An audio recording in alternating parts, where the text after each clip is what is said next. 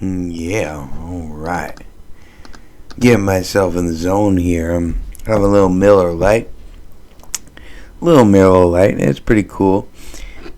You know, it's cool. They have an art display on the Miller Lite can. I'm looking at it right now. J Balvin, I believe I'm reading it right. Shout out to J Balvin. There's some cool artwork. I guess he's a famous artist or something like that. I apologize if he's way more famous than I think, and I just, I'm not acknowledging it. But that's real cool. I'm gonna save this can. I'm gonna hang this up in my garage when I can afford a garage and a house. That'd be cool.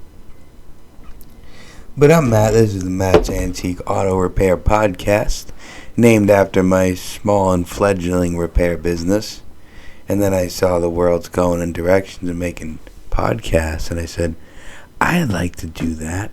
When I was growing up, when I was about 13 or 14, I really had a dream, an aspirational dream, not like a sleeping dream, an aspirational dream to be like an FM radio DJ.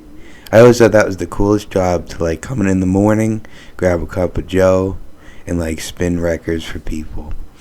Because they were always portrayed in movies as like a guy or a girl that had a really awesome life, Like they'd pull up in like a 65 Chevy Impala and, just walk in and, hey Joe, hey Sally, what do we got today? And just jump on the mic and fucking spin records and make money. And like I thought that was cool, because I was always a music fan. But it's just funny how the time progression goes on with the world, and then as YouTube became a huge entity in our world, not just country, but our world, it became accessible to anyone to really broadcast themselves, as the namesake used to say, broadcast yourself.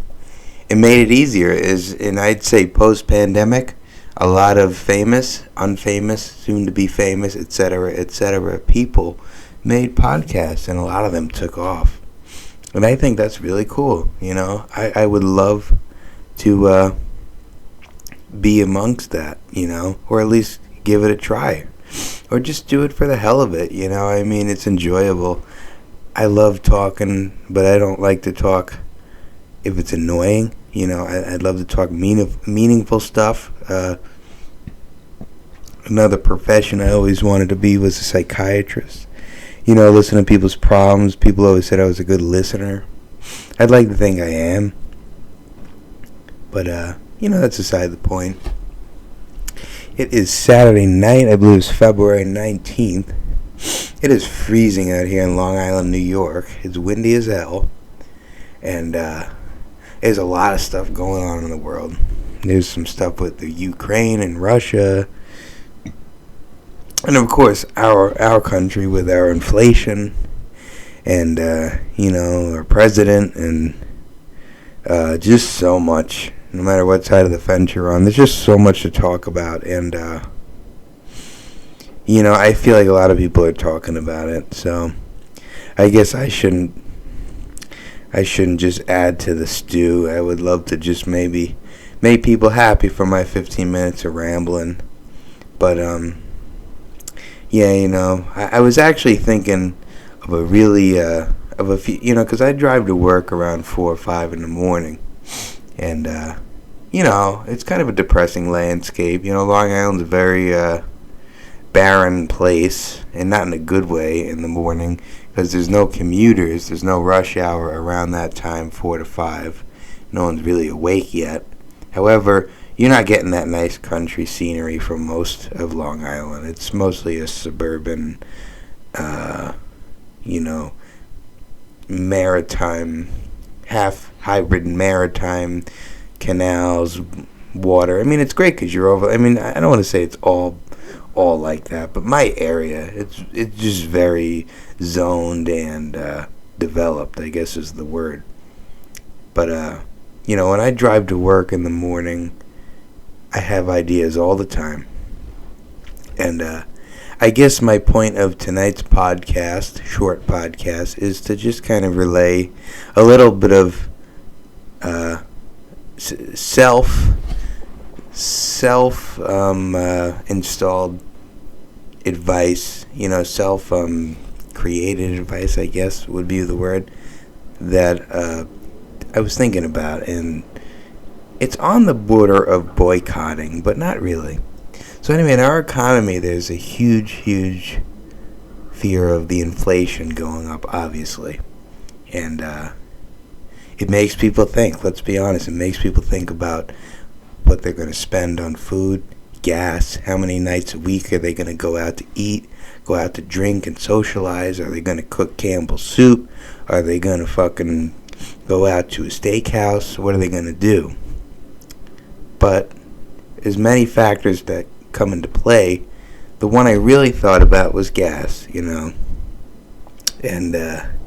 we consume a lot of fuel. There's no doubt about it.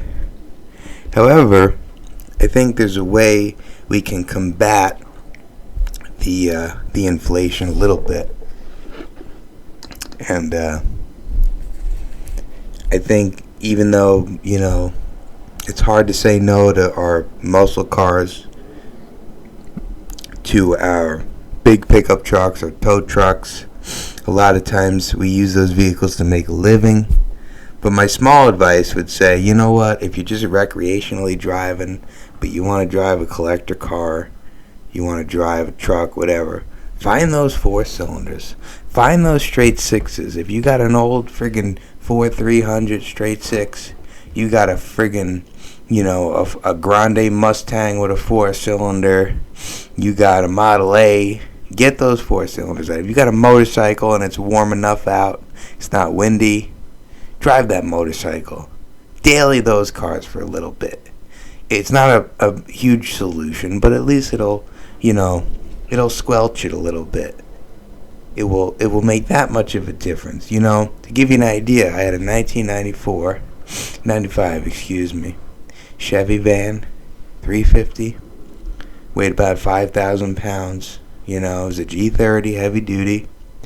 I had to scrap it because the head gasket blew, and I bought that K car that was featured in my earlier video. So I got a 4-cylinder, and I got the 68 Falcon, which is a straight 6. And you know what? Even though it's on a super minutely small scale, I feel like I'm combating it a little bit. I'm part of this, effort to reduce spending. Not every kid that's out of high school needs a dually pickup to be driving around, towing nothing. They ain't off-roading around here in the suburb. That's bullshit. Get a 4-cylinder Ranger. We gotta think like Great Depression if we're gonna be in a Great Depression. We need to at least combat it till things get better, but we can still have fun. And I'm not preaching or trying to do a sermon, but that's my light suggestion to people is, find cars that are cool, that are neglected, that are lower priced because no one wants them because they want the V8s and the cool Chevelles and the bullshit. Find your ass a slant 6 Dodge Dart, Find one. They're out there. Spend $2,000-3,000 on a nicer end Dodge Dart or a straight 6 Nova. Get a 4-door Nova. If we're going to do classic cars, let's do it right for the time period. You know what I mean? And I'm trying to meld myself into that effort because I love a V8, a straight 8, something bigger, big trucks, diesels, just as much as anyone else. But conservation and rations never hurt anyone in times of need. And again, if I could try to snowball an effort to get towards that for the time being, it might help in a chain reactional kind of way until things get better. Because it seems to me they're driving gas prices way the heck up. They're pushing electric cars a lot. And, no disrespect to the electric car industry, but that's a whole nother discussion. We all have opinions on that. I'm on neither side of the fence on that. But like I said, those are little things, you know. If you got an economical older car, that you got to think, you know, you're virtually cutting your gas consumption in half. You know, again, it's a very minute solution to a huge problem, but it's something. You know, I'm just thinking short term until I know better what's going on. But that's just a light suggestion, people. I don't want you to think I'm, you know, forcing anyone to do anything, but it's a light suggestion. But yeah, I mean, there's a lot of things going up. There's food. Food is going up, man. You know, I went for a lunch special today at my favorite local Chinese place. I like to sit down, kind of meditate a little bit, have a nice singular lunch to myself. It was like $23, you know. That's what it is. But again, other than that whole, you know, classic car, because this is a classic car channel, I like to say stuff related to that with the gas consumption. But other things would be, you know, if you eat out 4 times a week, and a lot of us do these days, eat out 1 time a week, you know. Make it a treat, make it a special event, a birthday, a graduation, you know, an engagement, a new job. You know, make it special. I know we all got to go out, especially if the friends are in town, you know, beers, shots, whatever. But for the most part, if it's a work week, make a grilled cheese. Tough it out. It's hard. I hate it too, because I was the number one that would go eat out every week, every night, whatever. But do it within your budget, you know, because the bottom line, especially if you Grubhubbing or you DoorDash and whatever those, which I never use, because I don't like the idea of that, you know, someone stealing a French fry or two out of your bag on the way to your house, which I don't know if that really, I'm sure maybe it's happened, whatever. But regardless, it's like, if you can't go get the shit yourself, you shouldn't be getting it unless you don't have a car or whatever. If you're in the city, it's still, I don't know. I'm up in the air on that one. But you know what I do have a problem with? I'll tell you what I have a problem with. Ironically, this morning I went to get an egg sandwich at Dunkin Donuts and an apple juice. So in the one near where I am in Long Island, it's like maybe a half mile from my house. I pull up, and there was people waiting in the line already. So I was like, let me walk in, you know. So I parked the car. I walk in. No one's inside. There's like 4 people inside. 4 people on the drive-thru. No one inside. I order my stuff. I come back out. I start to unwrap it in my car, and then before I run to work, and like 3 cars simultaneously pull up next to me. I'm like, whoa, what's going on? And then the girl that was working behind the counter is rushing to bring bags out to them. I realize it's a curbside service spot, and I'm like, you guys can't walk 11 feet from your fucking car to the counter and just order the food? I'm not trying to rant or whatever, but 3 people, there's no coincidence there. They're not all disabled, or they're not all hurting too much they can't walk inside. These are young people in the car, young able-bodied people. And you can't just frigging walk inside and order the crap?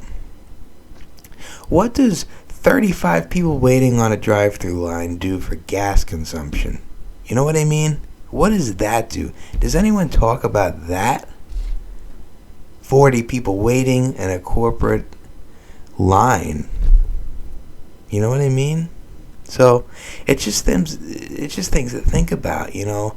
People that are lobbying, just keep in mind, I'm not saying it's a fact, but people that are lobbying for all electric vehicles, or, you know, climate change or environmental purposes, might just be the same people getting a grande cappuccino with 2 Splendas in the drive-thru line, waiting 33rd out of 35 people online. Might be that same person who's idling in a gas-powered vehicle on a phone and, just watching a movie while they're waiting with burning all that gas. When does rationing come into play? When does us working together come into play? And I don't mean, state or federal mandated rationing. I just mean us working together as a society and saying, hey, just because it's abundant or I can afford it, should I really, fucking drive around for no reason for 3 hours and smoke weed? I could smoke weed in my house. I could smoke weed down at the dock. I don't know.